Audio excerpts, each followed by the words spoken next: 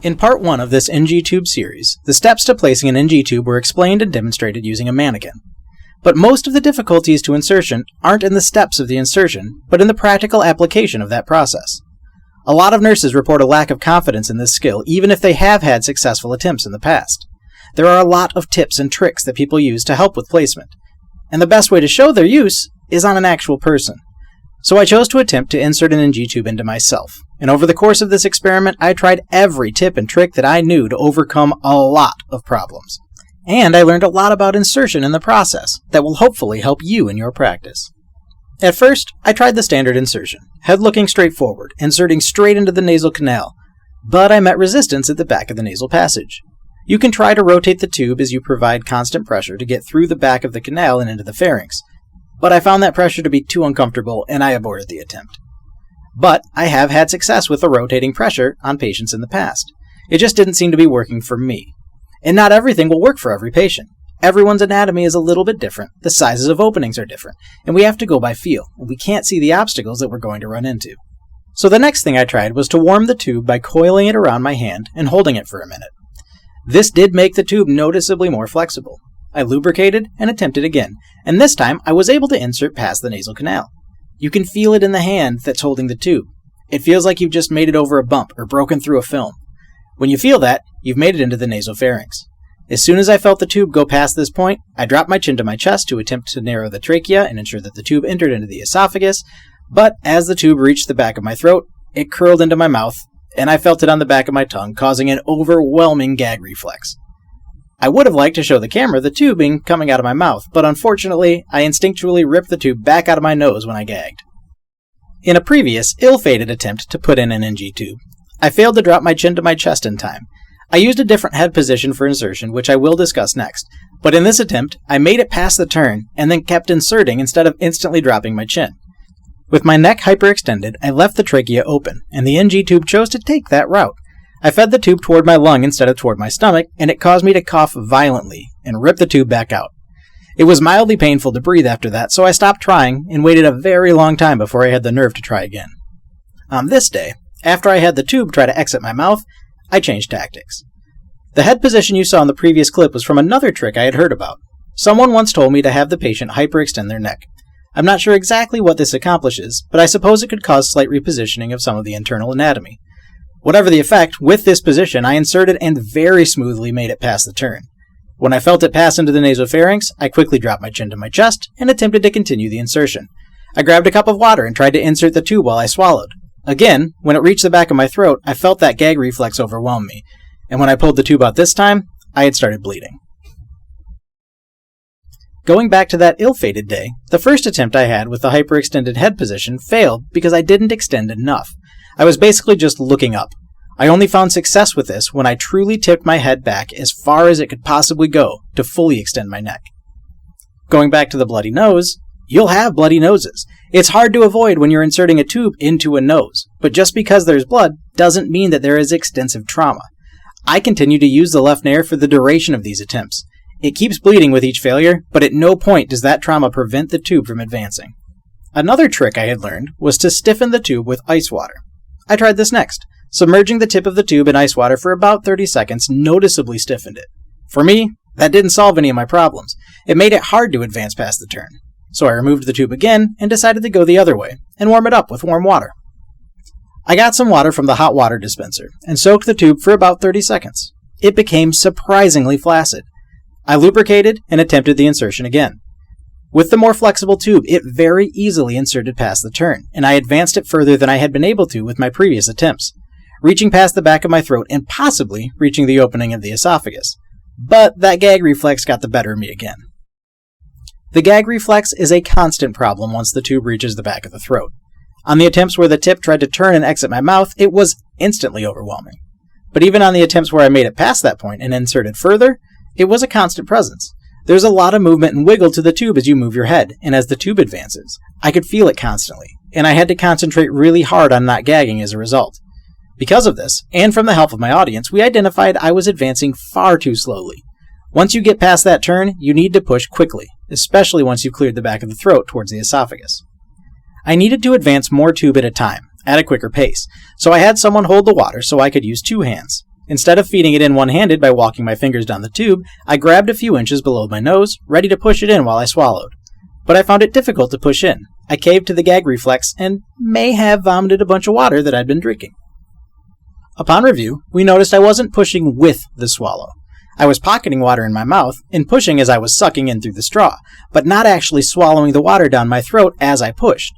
You want the swallow to help actually swallow that tube down your throat and into your stomach.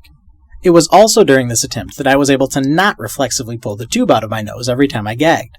And this is important while placing a tube in a patient. Just because they gag doesn't mean you have to pull the entire tube out. If they're retching, you can try to retract the tube slightly to relieve the gag reflex. Once I was able to do this, it saved me from reinserting from the beginning every single time, which was a huge benefit.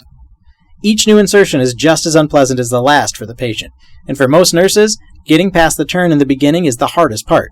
If you can avoid having to restart from the beginning, you can save both you and your patient a lot of trouble. Having identified the speed and swallow timing issues, I decided to change things up a bit. Instead of taking a sip and pushing with the swallow, which I had unsuccessfully just attempted, I decided to continuously drink and swallow from the cup, and tried to use the constant swallowing to help as I pushed the tube as quickly as I could into my nose. I got it inserted much further and smoother than I was able to when I was trying to push with the swallow. But I was taking in a lot of water, and again, the gag got the best of me and I vomited up all of that water. But I found this was more effective, at least as someone trying to place his own tube. I do think that advancing as you watch your patient swallow is probably the best method to start with. But when you're doing everything on your own, it's a lot to think about, while also trying really hard not to gag. On the next attempt, I tried to use everything I had learned.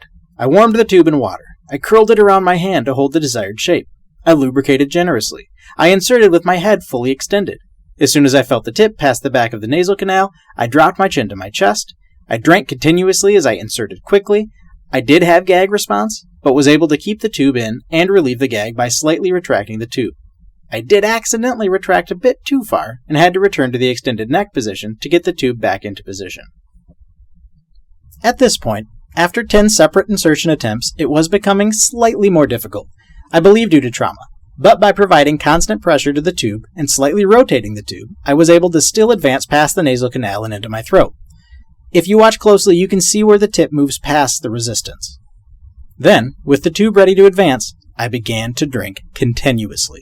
I held the tube a few inches from my nose. With each swallow, I tried to push those inches into my body. I worked with both hands and pushed further than I had previously achieved. But when you're drinking water and pushing a tube into your nose, it's hard to breathe. So I did have to take a break to catch my breath about halfway in. And that's another valuable point for your insertions. You can pause like this to let the patient breathe and ready themselves for the next wave of insertion. When they're ready, give them the water and be ready to continue to push with each swallow. I think I really picked up speed here, especially when I saw the tab of tape getting closer to my nose. When that hit my nostril, I knew I was done.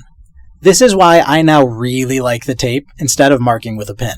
The tape is a definitive stopping point. The pen could easily be missed, and you could insert too far, or not have a clear idea of where you need to stop. The tape is hard to miss. Because the tube end was dangling below my stomach, and because my stomach was full of about 4 or 5 cups of water, watery gastric content spilled into the trash can at my feet. Keep the end of the tube above the stomach if you want to avoid this. I let it go because I only had 2 hands, and now I wanted to use my other hand to drink some red liquid to see if it came out of the tube. What I should have done first was secure it to my nose, which I then remedied. You can remove the tape tab at this point. Again, I don't here because I only have 2 hands, and I didn't plan on leaving this in for a long time. You can see the drainage leaving the tube is now red, and it's not blood. It's the red drink. But just in case you need more proof, I hooked up a catheter-tipped syringe to pull some out. Then, as I pushed it back into my stomach, my assistant Michelle listened with her stethoscope and verified she could hear the bubbles in my stomach. Now came the unpleasant task of removing the tube. Free the tube from the patient's nose, then have the patient take a deep breath and hold it. This will close the epiglottis, blocking the trachea and preventing any potential for aspiration during removal. Then, you are supposed to smoothly and quickly pull the tube out, which admittedly I probably did a bit too quickly. The gag reflex took over and I threw up as I removed the tube. In watching it back, removal should probably be slightly slower and smoother than I did here. It shouldn't look like you're trying to pull start a lawnmower. But it does go to show you, just because it's coming out doesn't mean you don't need to worry about the vomit. make sure to have a procedural pad and an emesis basin handy. After this escapade, I was asked a lot about what it felt like having the tube in. It wasn't ever a pleasant feeling. Inserting wasn't exactly painful, but it was at no point enjoyable. The pressure in the first stage of insertion is hard to explain. It doesn't hurt so much, but it makes you physically cringe. Then, once you're past that part, the gag reflex for me was a constant issue. When I was able to get the tube past the back of my throat, I still had to concentrate hard on overcoming the need to gag. Once the tube was in my stomach, I had hoped that it would be anchored enough that there wouldn't be a lot of movement causing the gagging sensation, and it was definitely less than when it was being inserted.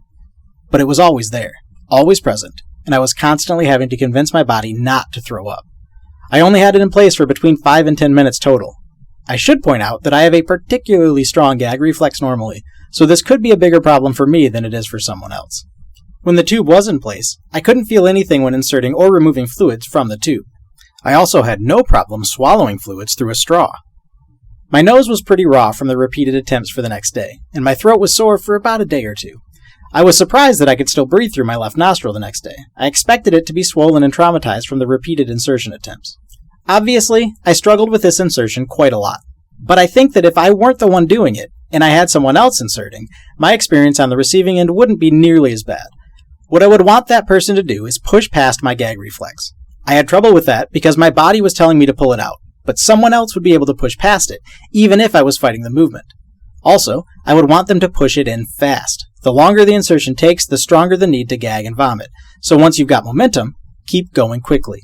If the patient signals they need a break or you think they need to breathe, stop for a moment and let them regain their composure before finishing the push. And have a big emesis bucket handy, because if I need to throw up, I need to do it now. I was glad I had chosen to use a trash can. Before we finish, let's review the tips and tricks I used and what was successful and what was less so. First, when you meet resistance in the nasal canal, gently twist the tube from side to side as you provide steady pressure.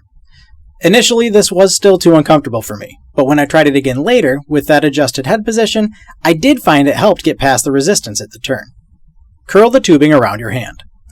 This showed improvement. It made the tubing more flexible, and it held the curve shaped pretty well.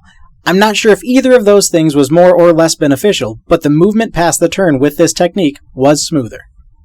Soak the tubing in cold water. This stiffened and hardened the tubing, which did not help me.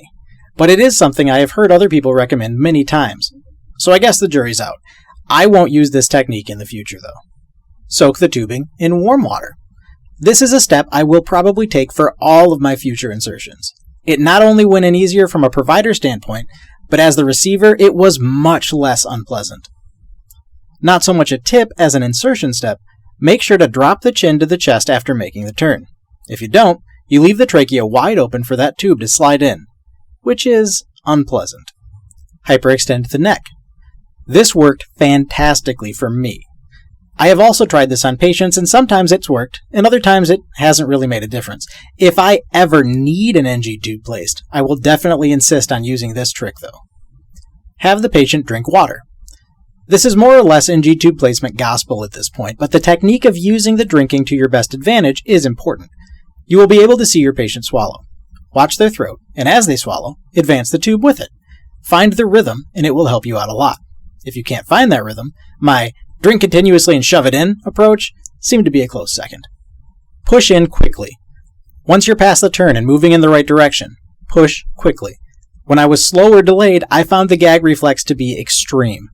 I recommend a speedier insertion. This wasn't a particularly enjoyable experience, but I know I learned a lot from it, and I hope you're able to gain some valuable knowledge from it as well. If it helps someone, somewhere, successfully place an NG tube, then it's all worth it. Please make it worth it for me. Doing good. Shove, shove, shove, shove, shove, shove, shove, shove, shove, Okay. swallow. Excellent. Shove, shove. Nailing it, getting it, getting it, getting it, got it! Woo!